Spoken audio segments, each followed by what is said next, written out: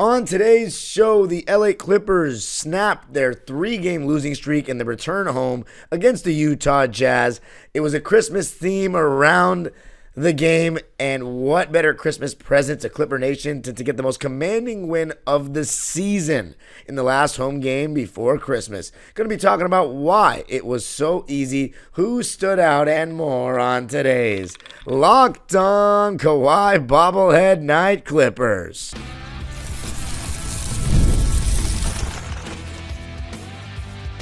You are Locked On Clippers, your daily Los Angeles Clippers podcast, part of the Locked On Podcast Network, your team every day.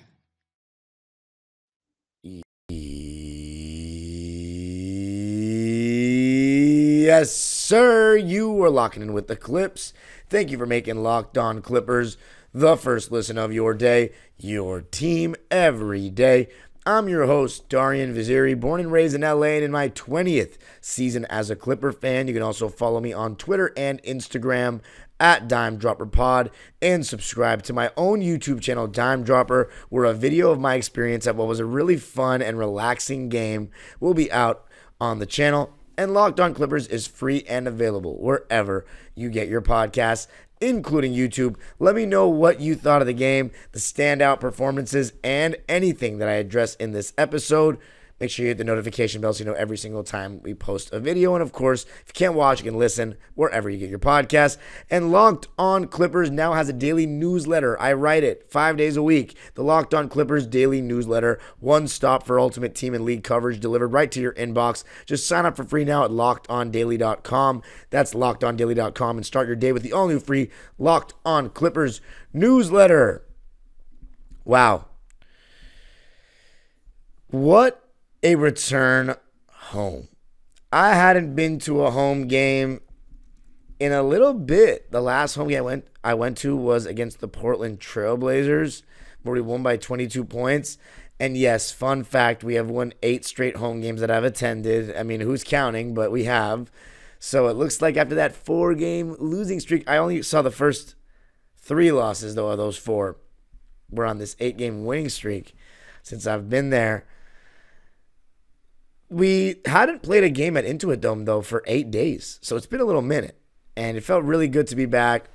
Super festive theme around the entire, plaza and inside. I mean, if you're watching the visual version, the YouTube version of this podcast, I'm wearing the Santa hat that they gave out to the swell. You know what I'm saying? And if those are new to the show, the swell is that area of the wall that you see on TV and hear on TV. The standing only section that I've been a part of for 2 seasons, started in section 207 last season. They gave us Santa hats, and of course, everybody, I think it was the first 10,000 fans in attendance, received this awesome Kawhi Leonard bobblehead that I'm showing to the YouTube people right now. It is one of the best bobbleheads that I've ever gotten. The bobble on mine is so good. You can hear it if you're listening. It's dope. And it has the Kawhi Leonard on the back, even though he's wearing a freaking Christmas outfit. He's got the Leonard 2 on the back, so that's dope. But I'm going to be talking about this game and the standout performers, and we had 3 of them in particular, and it's the 3 guys that you want it to be, our best 3 players.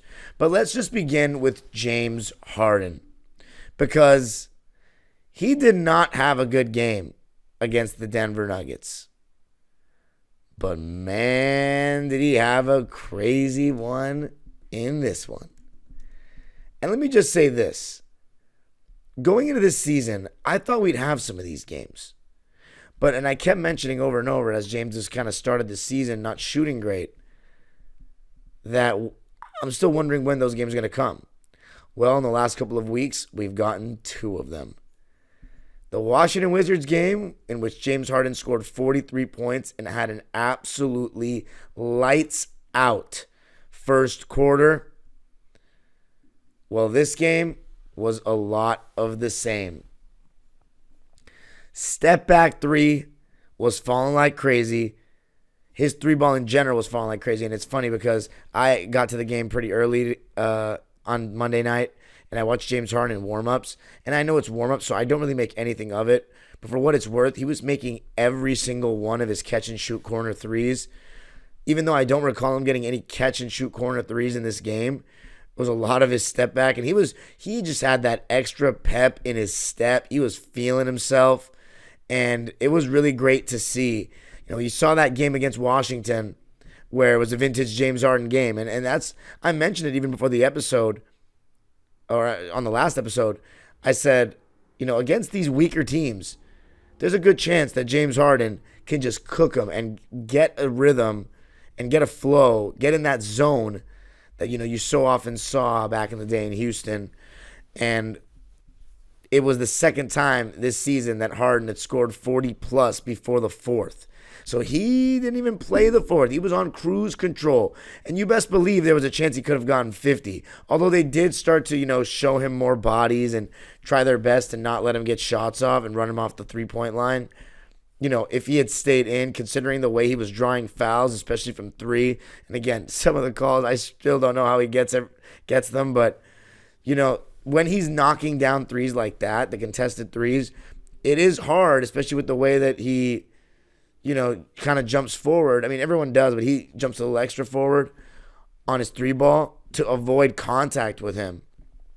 And James there's never been anybody, I'd say Jamal Crawford second. Both of them have played for the Clippers, so it's been, a luxury to see how they're able to do it. But I don't think there's been anybody that's better at drawing a foul on a three-point shot in the history of basketball than James Harden. But that first quarter was truly spectacular. You might not have been able to tell from TV, but the whole wall was jumping. James Harden, he was going at just about anyone in that first quarter, and there's nobody on the Utah Jazz that can really stay in front of him. And, you saw Lauri Markkanen switching on to him, and whether Walker Kessler, it didn't really matter. When he's in that step-back three, good luck. You know what I'm saying? He was cooking everyone. 8 for 11 from three in the first quarter for the Clippers. I mean, we got off to an amazing start. It really starts with our defense, though. But James Harden, he deserves all the plaudits in this one. I also thought he did a very good job closing out on shooters and, having active hands, whether it be off the ball or when somebody had gotten the step on him. So just a really, really great all-around game from James Harden. I'd say he was my player of the game, although Norman Powell and Ivica Zubac were awesome as well. But, man, he outscored Utah in the first quarter. I'll never forget when I saw Kobe outscore the Dallas Mavericks in three quarters. But this was, the first time I'd seen a Clipper that I can think of outscore a team in a quarter. So, James Harden is one of the best scorers that has ever played the game. He averaged 36 points a game in a season. Doesn't matter what era you play in. Averaging 30-plus points a game is serious, let alone 36. You're in categories with Wilt, Jordan, and Kobe when it comes to that. So, you know what I'm saying? That speaks for itself. 41 points. It was his second 40-point game of the season for James Harden. 41 points, just one rebound, which is unlike James in this game, this season, but not that it mattered at all or that he did anything wrong. Because I also thought he had better defensive effort. Sometimes you see guys, not even necessarily saying James, but they won't be sharp off the ball defensively because they're kind of waiting for a rebound. But James, I thought, was very engaged defensively.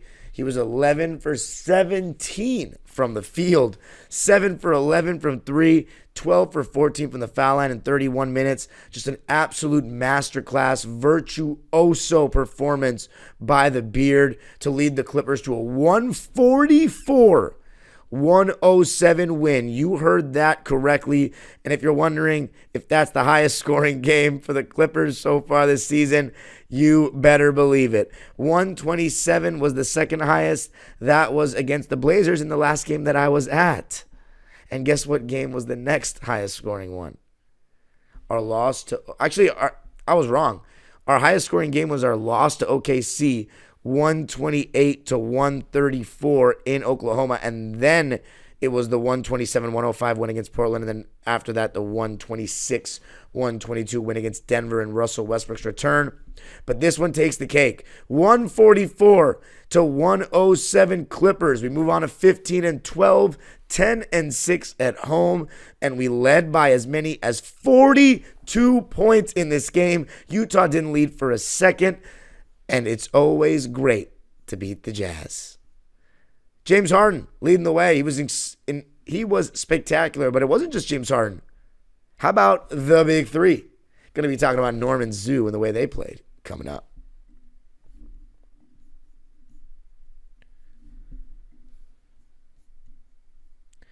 I got to tell you a little something about FanDuel. Get ready to tackle the NFL action with FanDuel, America's #1 sports book, because right now, new customers can bet $5 and get $150 in bonus bets if you win. The FanDuel Sportsbook app gives you everything you need to place live bets on the NFL all in one place. So when you get a hunch in the middle of the game, you can check out the latest stats, view live play-by-play, and so much more on the same page where you place your bets. Just visit FanDuel.com to join today.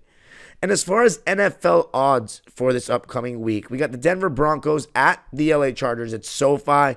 Chargers are -3 for that one. That'll be a big-time event. And then you've got Rams at Jets. Rams are -3 for that. So both LA teams -3. Where do you go to do all this betting?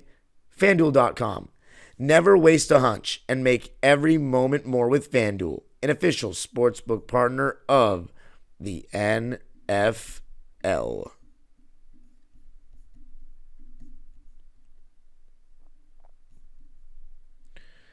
All right.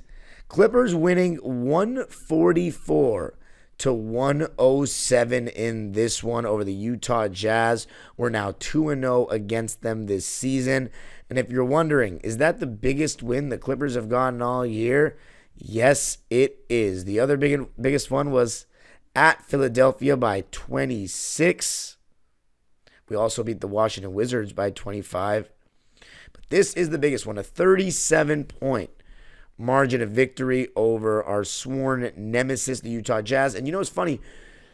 Some people asked me tonight, on Monday night. I'm filming this at like 12 o'clock Monday night, Tuesday, I guess.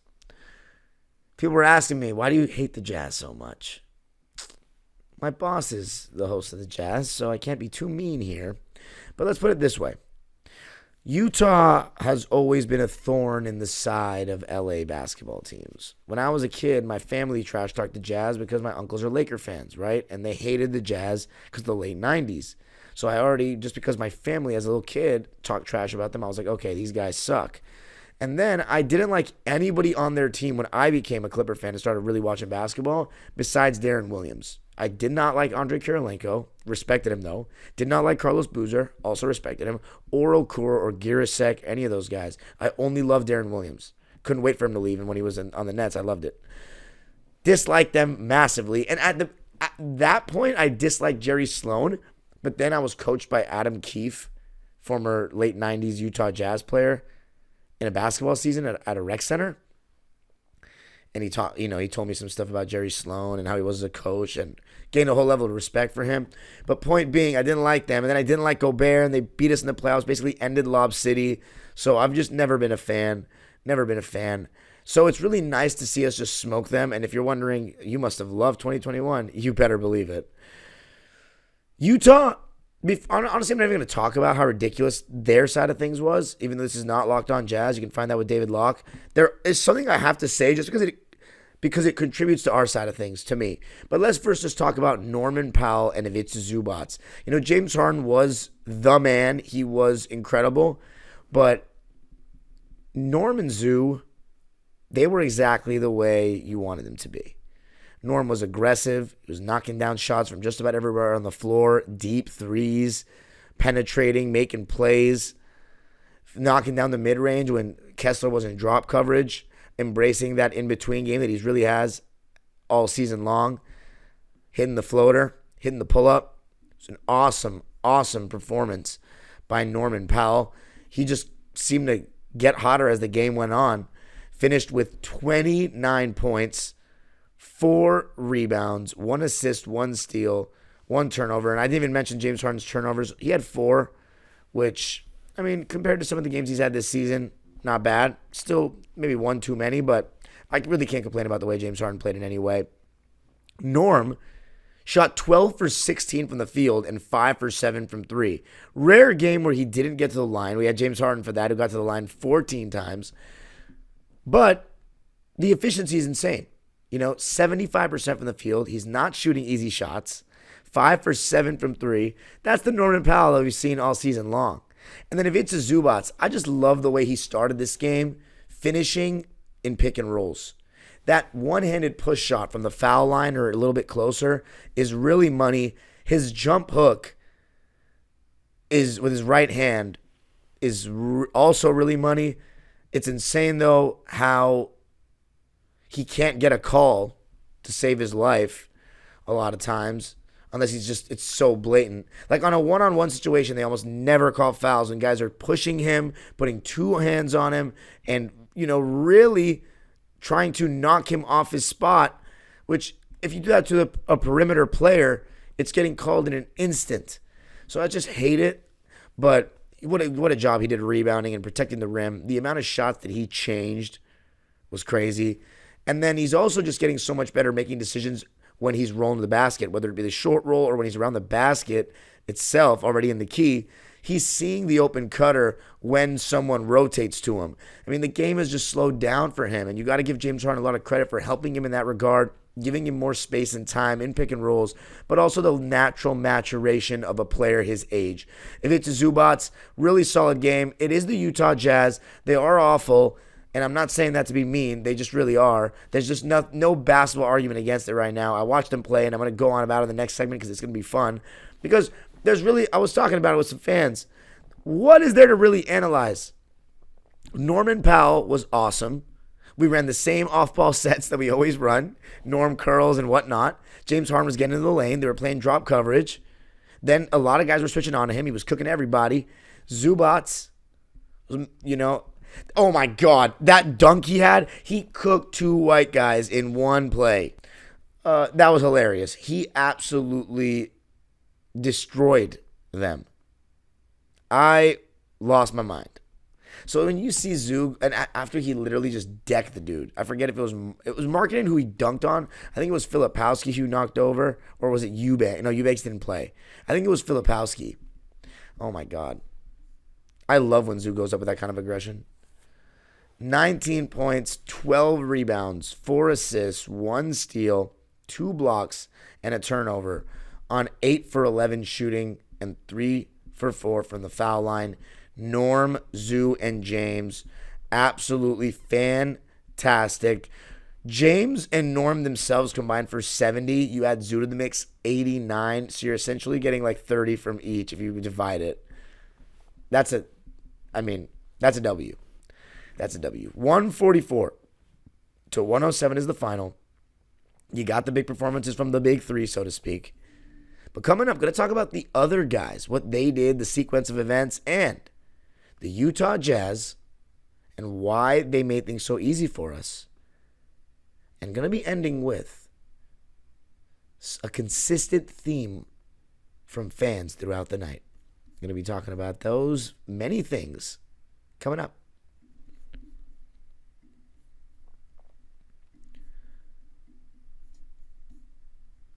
I got to tell you a little something about Robinhood. With Robinhood Gold, you don't need a silver spoon to eat up the financial favors of the 1%. Robinhood Gold allows others to get the rates and perks usually reserved for the high society. Now the resourceful individual with Robinhood Gold can earn the very liberal rate of 4.25% APY on uninvested cash and be rewarded with a handsome 3% retirement boost on IRA account contributions. Robinhood Gold provides the privileges of a high net worth for any net worth. These generous benefits are now available for only $5 a month. The new gold standard is here with Robinhood Gold. Sign up at robinhood.com/gold. Terms apply. For product-specific disclosures, visit robinhood.com/gold. Investing involves risk. Rate may change. Gold membership is offered by Robinhood Gold, LLC. I got to tell you a little something about Rocket Money.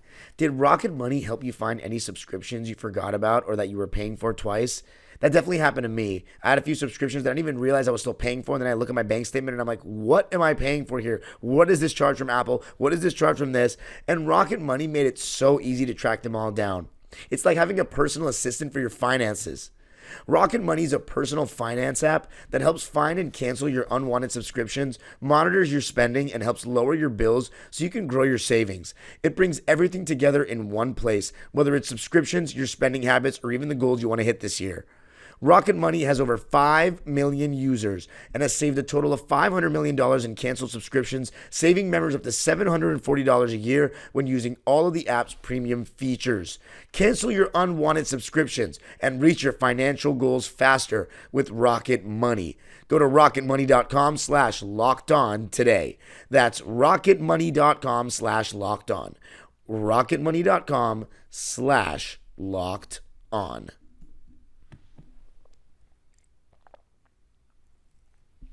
All right. To close out the show, let's talk about how the game went. We came out and punched him in the mouth. Love that. And it was funny. We had Chris Dunn guarding Lauri Markkanen. Now, there's two sides of every coin, right? Chris Dunn did a great job. Everybody did a great job. We were moving our feet. Our help principles were great. Our rotations were sublime. Our hands were in the passing lanes. It was awesome. Our ball pressure was good. Everything you want to see defensively from the Clips. But when Lauri Markkanen is being guarded by like a dude that's 6'4" and the Jazz are blatantly not even trying to run through him, I'm like questioning how badly they even want to win. I watched their game against the Lakers a couple of weeks ago when Will Hardy called that timeout when Colin, after telling him to push the ball, and Colin Sexton was about to get downhill against Rui Hachimura, and he calls the timeout before he scores. It was so bizarre. You know, I've watched multiple games from them, and Lauri Markkanen the last 2 years was a monster, and they're like not running anything through him. I get they're trying to develop other guys, but it's so blatant. And we went up right away, like 14-2, and they're not calling timeout. Will Hardy waited till the TV timeout to call, for a timeout to be taken. He didn't care. It was a joke. It was truly a joke. And they're just taking contested threes. I mean, there were a lot of comments, and I'm not trying to take away anything from us. I'm really not. But there were so many comments from people throughout the night, whether on social media or at the game itself, where we were like, this team is horrific. Like, they're just not even playing basketball. It's such a blatant form of tanking in my eyes. They're going all in for Cooper Flag. We'll take it every time. I guess it's going to be automatic wins when you play them because, geez, how do you not run through Lauri like that? But we got off to a great offensive start, as I talked about, James Harden. And Chris Dunn, I talk about his defense. He finally had a nice little bounce-back offensive game where he was making his shots right from the jump. 12 points, 2 rebounds, 4 assists, 2 steals, just 1 turnover on 5 for 8 shooting and 2 for 4 from 3. Great to see that 50% from 3, and also went right at the chest of, I believe, Lauri Markkanen or Walker Kessler, one of the two in the beginning of the game, and had a nice little floater off the glass. So really, really good stuff from Chris Dunn. And that's really all I got from the first quarter. But the first quarter was really what ended up being the game. We forced 6 turnovers for them. We shot 8 for 11 from 3.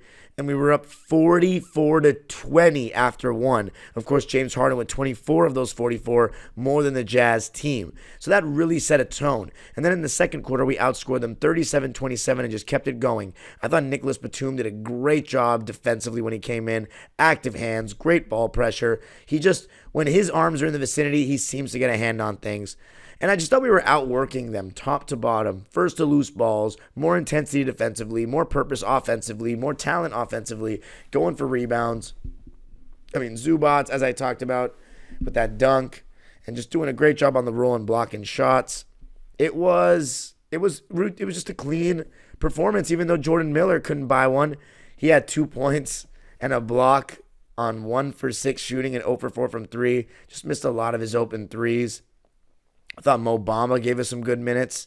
6 points, 7 rebounds, 1 assist, 1 block, just affecting the game, getting to the foul line. He was 1 for 2 from the field, made his only 3, and 3 for 4 from the free throw line. So maybe he's saying, hold up, Dime or Darian. I'm not a fake pick and pop guy. So we'll stay tuned on that. But good solid performance by Mo Bamba in 17 minutes. Nico, I didn't read his stat line. He had 4 points, 3 rebounds, 2 steals, 2 turnovers on 1-for-1 shooting. And, of course, that shot was a 3 in 16 minutes. He was a plus 19 in 16 minutes, which I think tells you a little something. Then Amir Coffey, how great was it for him to return back to the Amir Coffey we've seen this season? Uber efficient, and anytime you can get a night where Amir Coffey is shooting 6 for 7 and 3 for 3 from deep with 16 points, 3 rebounds, and 3 assists, and a block, and just 1 turnover in 34 minutes, it's a great night. It's a great night. So really good stuff from Amir. He was hitting the mid-range, even sometimes when he wasn't open, or in the pick and roll, creating space on a little step back, and knocking down his open shots. You love to see it. He's been awesome this season. Obviously missed that game with the shoulder injury 2 games ago against Houston. Against Houston. But great performance by him. And then we get to the part where, by the way, my moral of the story with Utah is this game was so easy. Like, oh my God, it was a joke. But we'll take it, right? We'll take anything to boost our confidence.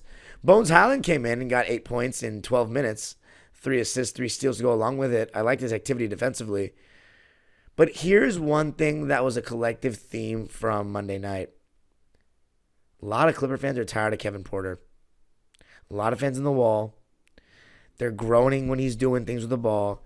It's almost kind of like the vibe of the stadium is like, we're not here to watch you cook. If anybody besides James Harden's cooking and it's not Ivica Zubac or Norm, we want it to be Jordan Miller or Bones, not you. Because at this point, it's like it's not efficient. He was 1 for 8 in this game. The ball really stops with him. He had 7 points, 8 rebounds, 6 assists, and 3 steals. I'm not going to say he was awful. He was a plus 15 as well, 2 turnovers, but it just feels like he does not move the ball. It feels like he has to make the assist pass. So whenever someone would say, how come he has 6 assists if he's not you're saying he's selfish? Because assists are still an individual statistic. If a guy's driving in the basket and in the NBA someone helps and you make a pass, that's the right basketball play, but I wouldn't necessarily call it unselfish. You know what I'm saying? That's just the play you have to make. If you take that shot, that's extremely selfish. But my point being that the ball sticks when it gets to him and no one's there to try to see his bag. He doesn't create a ton of space. He got to the line 6 times and made 5 free throws. But I'm not even as low on him as other fans. I had some fans you can see in the vlog that I'm going to post on my YouTube channel. Some of them asking him to be out of the rotation, off the team. They're just done with it. It's very loud, and not very loud in the crowd, but like people every game have these kind of comments. So I'm just letting people know because I'm a fan that's at the games, and some people might not live in Los Angeles or be at the games and know this. But as far as what I think,